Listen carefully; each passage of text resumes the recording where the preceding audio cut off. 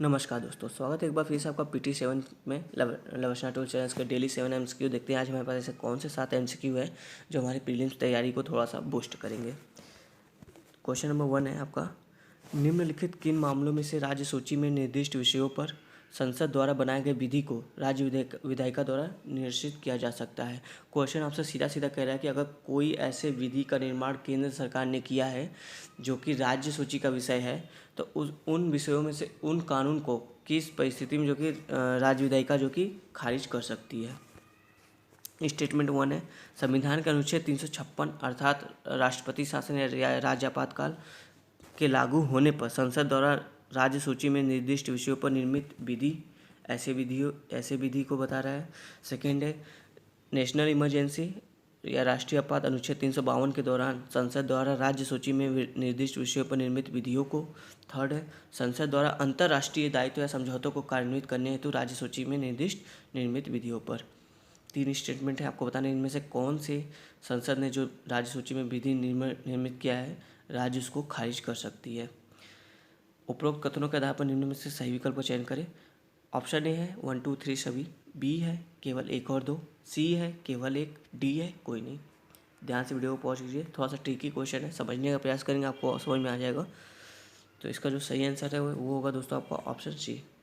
केवल पहला स्टेटमेंट सही है, सेकेंड थर्ड गलत है। सेकेंड थर्ड में जो कि राज्य सरकार नहीं कर सकती, उसको खारिज नहीं कर सकती।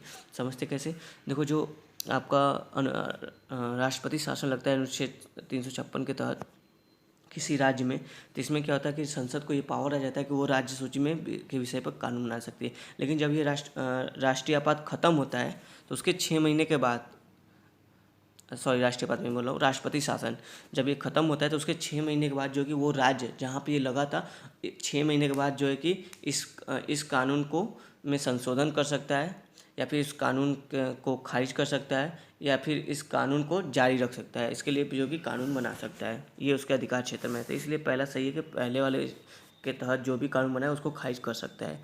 सेकंड, जो आपका है राष्ट्रीय आपात के दौरान संसद द्वारा राज्य सूची में निर्दिष्ट विषयों पर निर्मित विधियों को, ये गलत है। क्यों गलत है?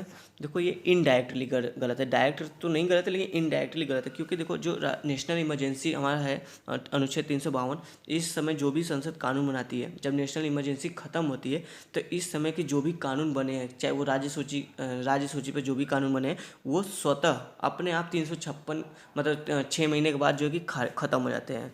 ठीक है, अगर राज्य सरकार को लगता है कि वो कानून सही था तो उनको वो लाने के लिए विधि का निर्माण कर सकती है, पर उसे खारिज करने का कोई प्रावधान नहीं है कि नेशनल इमरजेंसी के समय में कोई अगर कानून बना है तो उसको खारिज करने के लिए जो कि राज्य विधानमंडल कुछ तरीके से जो कि खारिज कर सकते हैं। क्यों? क्योंकि वो जब खुद जो स्वतः ही समाप्त हो जा रही है तो उसको खारिज करने की आवश्यकता नहीं है। इसलिए आपका सेकेंड स्टेटमेंट जो कि इनडायरेक्टली वे में गलत साबित होता है। थर्ड क्या है, संसद द्वारा देखो कोई अंतर्राष्ट्रीय समझौता है जिसके तहत जो है कि राज्य सूची का विषय उसमें शामिल है, तो इसके द्वारा जो है कि संसद जो कि उस विषय पर कानून बना सकती है और इस पर जो है कि राज्य विधायिका जो कि उसको खारिज नहीं कर सकती। इसलिए 3 भी गलत होगा, 2 भी गलत होगा, जो सही होगा केवल 1 सही होगा। आइए क्वेश्चन नंबर 2 की तरफ अपने अगले क्वेश्चन की तरफ चलते हैं। ये एक शास्त्रीय नृत्य से क्वेश्चन है आपका, भरतनाट्यम के संदर्भ में निम्नलिखित कथनों पर विचार करें। पहला स्टेटमेंट है, अलारिप्पू भरतनाट्यम नृत्य का प्रारंभिक नृत्य प्रदर्शन है। सेकंड, इस नृत्य को दस्सी अट्टम भी कहा जाता है। थर्ड, इस नृत्य में तांडव तथा लास्य दोनों पर समान मात्रा में बल दिया जाता है। नीचे दिए गए गुट का सही प्रयोग का सही विकल्प चुनें।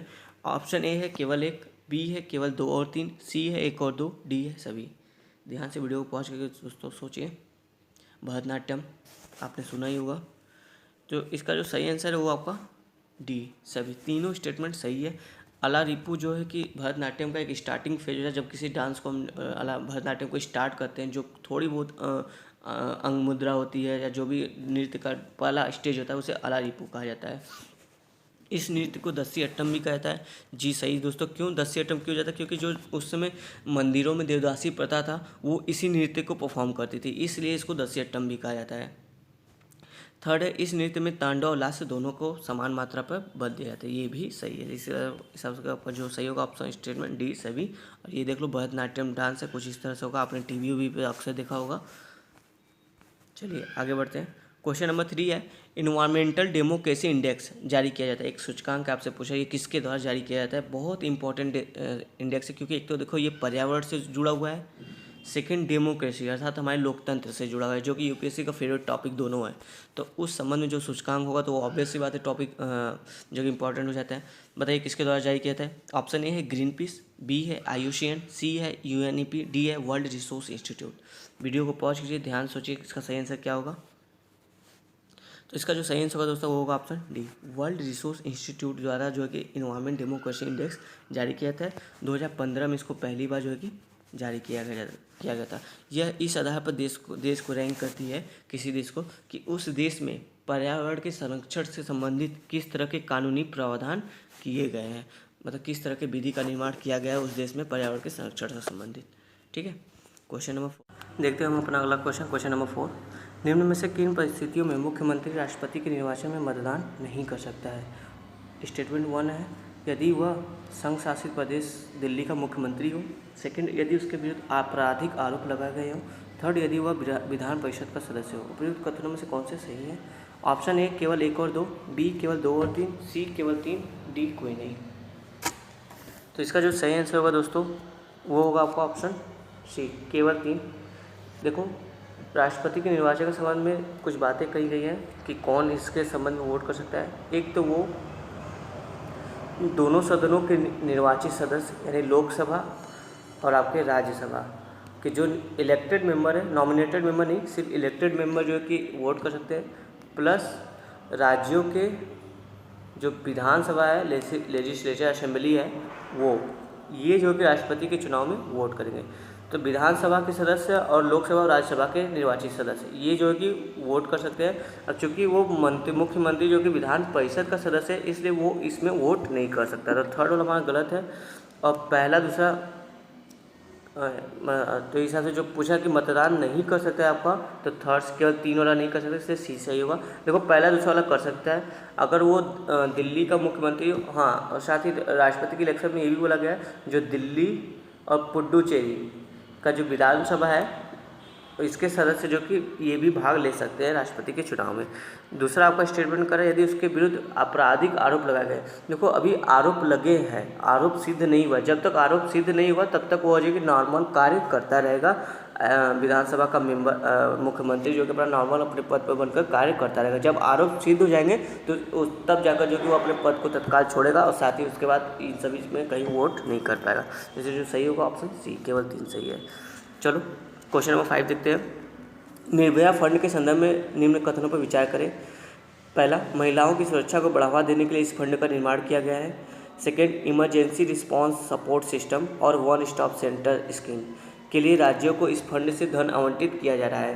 थर्ड, इस फंड का नियंत्रण महिला विकास मंत्रालय द्वारा किया जा रहा है। दिए गए कुल के आधार पर सही विकल्प का चयन करें। ऑप्शन ए है केवल 1, बी है केवल 1 और 2, सी है 1 और 3, डी है केवल 3। वीडियो को पॉज कीजिए, ध्यान सोचिए दोस्तों कौन सा इसका आंसर सही होगा। तो जो इसका सही आंसर है वो है आपका ऑप्शन बी, 1 और 2 सही है आपका, थर्ड वाला गलत है। पहला सही है कि ये जो कि महिला सुरक्षा के लिए आया था, और इमरजेंसी रिस्पांस सपोर्ट सिस्टम जो है वह या वन स्टॉप सेंटर स्कीम है, ये दोनों को जो फंड निर्भया फंड से ही एलोकेट किया जा रहा है। थर्ड वाला क्यों गलत है, क्योंकि इसको देखो जो महिला विकास व बाल मंत्रालय है, ये जो मंत्रालय है ये जो है कि आपका इसकी नोडल एजेंसी है। ठीक है, इसके नोडल एजेंसी है, इसका नियंत्रण जो कि इसके हाथ में नहीं है। ये सिर्फ जो कि योजनाओं में किस तरह से इस फंड का उपयोग हुआ ये जो है कि बस बताती है और कुछ नहीं। जबकि इस पूरे फंड को नियंत्रित करता जो है, जो पूरा प्रशासन करता है इस फंड के लिए, वो है आपका वित्त मंत्रालय के अंतर्गत यह फंड है जो इसके पूरे नियंत्रण रखता है। जबकि जो नोडल मिनिस्ट्री है वो है आपका महिला व विकास मंत्रालय। महिला जो है कि आपका महिला बाल विकास मंत्रालय जो है कि जो भी योजनाएं महिला सुरक्षा संबंधित है उसमें इस फंड का कैसे यूज होगा बस ये बात बताती है, इसलिए इसको ये नोडल एजेंसी है। ठीक है, इस आधार पर आपका थर्ड वाला स्टेटमेंट गलत है, पहला दूसरा सही है। तो हमारा जो ऑप्शन बी है वो सही होगा, 1 और 2। चलते अपने अगले क्वेश्चन की तरफ। क्वेश्चन नंबर 6 है, राष्ट्रीय आंदोलन के दौरान स्वराज्य और नो चेंजेस यानी कि प्रो चेंजेस और नो चेंजेस के बीच निम्न में से किस विषय पर मतभेद विद्यमान था। दोनों में मतभेद हो गया था। आपको बताया था उसका मुख्य मुद्दा क्या था। पहला ऑप्शन ए है क्रांतिकारी आंदोलन के लिए समर्थन, बी है विधान परिषदों में प्रवेश को लेकर, सी है करों का भुगतान न करते हुए सविनय अवज्ञा आंदोलन आरंभ करना, डी है असहयोग आंदोलन के स्थगन के लिए। तो वीडियो को पॉज कीजिए, ये इजी क्वेश्चन है, आपने जरा भी पढ़ा होगा तो आपको पता होगा। ऑप्शन बी इसका सही आंसर है। विधान परिषद में प्रवेश को लेकर जो कि नो चेंजेस और प्रो चेंजेस में मतभेद हो गया था। जो आपके एक सेकेंड, हाँ देखो, जो आपके जो दोनों नो चेंजेस और प्रो चेंजेस हैं, इसमें देखो CR दास और मोतीलाल नेहरू जो कि इस पक्ष में थे कि हमको विधान परिषद में प्रवेश लेना चाहिए था। क्यों? क्योंकि वो चाहते थे कि हम इसमें प्रवेश लेकर जो कि इसको एक मंच की तरह उपयोग करेंगे अपने जो भी राष्ट्रीय आंदोलन है उसके आह्वान के लिए। यहाँ से जो कि राष्ट्रीय आंदोलन को हम शुरू करेंगे, अर्थात हम जो कि कानूनी तौर पे जो कि अंग्रेजों से लड़ेंगे, ठीक है। इसलिए जो कि मोतीलाल नेहरू और CR दास जो है कि इसका समर्थन करते थे, यानी ये प्रो चेंजेस थे। ये स्वराजी जो कि इसका समर्थन करते थे, प्रो चेंजेस थे। ये चाहते थे कुछ बदलाव हो। जबकि जो नो चेंजेस थे, जैसे सरदार वल्लभ भाई पटेल, राजेंद्र प्रसाद, अंसारी जी थे, ये लोग चाहते थे कि हम जो है कि कोई बदलाव नहीं चाहते, हम विधान परिषद में प्रवेश नहीं चाहेंगे। क्यों? क्योंकि अभी तक हम लोग जो है कि विधान परिषद का बहिष्कार कर रहे थे, ठीक है। इस वजह से ये जो है कि इनके विरुद्ध इन दोनों में थोड़ा सा रस्साकसी हो गया था, माहौल हो गया था, जिससे इन्होंने जो है कि अपना एक अलग बनाया था, स्वराज करके संगठन बनाया था जो विधान परिषद में प्रवेश के लिए बात था। तो इसका जो सही आंसर होगा वो ऑप्शन बी सही होगा। चलिए क्वेश्चन नंबर 7 और लास्ट क्वेश्चन की तरफ चलते हैं। एक इम्पॉर्टेंट रिपोर्ट है, थोड़ा ध्यान समझने का प्रयास करिएगा। वैश्विक संस्था एक है global organisation save the children, ये ग्लोबल ऑर्गेनाइजेशन है। सेव द चिल्ड्रेन द्वारा जारी एंड ऑफ चाइल्डहुड इंडेक्स में निम्न में से कौन से घटक का प्रयोग किया जाता है, ठीक है। इसके पिलर कौन से, ये आपसे पूछा है। पहला है child stunting, second child wasting, third child labour, fourth child marriage, fifth है अंडर 5 मोर्टेलिटी रेट। आपको बताना उपयुक्त में से कौन से विकल्प जो है कि सही है इसका प्रयोग के आधार पर। ऑप्शन ए है 1, 2 और 5, बी है 1, 2, 3, 4, सी है 1, 3, 4, 5, डी है सभी। इसमें से किस पिलर का प्रयोग किया जाता है आपका एंड ऑफ चाइल्डहुड इंडेक्स के पैमाने को बनाने के लिए? तो इसका जो सही आंसर वो ऑप्शन सी 1, 3, 4, 5। स्टंटिंग है, इसमें चाइल्ड लेबर है, चाइल्ड मैरिज है, अंडर 5 डिटेंड है। पर ये जो चाइल्ड वेस्टिंग है ये नहीं है, ठीक है। ये कोई क्राइटेरिया नहीं है इस इंडेक्स को मापने का। थोड़ा सा इस इंडेक्स के बारे में कुछ नॉलेज ले लेते, समझ लेते हैं कि क्या इसकी रिपोर्ट में कुछ बात कही गई थी। देखो इसकी सबसे बड़ी रिपोर्ट की खबर ये है कि भारत ने जो है कि चाइल्ड मोर्टेलिटी रेट जो है कि डाउन किया है 57% तक। कब से? सन 2000 से लेके 2016 के बीच में, 19 के बीच में। ये देखो यहाँ पे 2000 से लेकर 2019 के बीच में भारत में जो कि चाइल्ड मोर्टेलिटी रेट कितना कम हुई है, मतलब बाल मृत्यु दर 57% की दर से कम हुई है।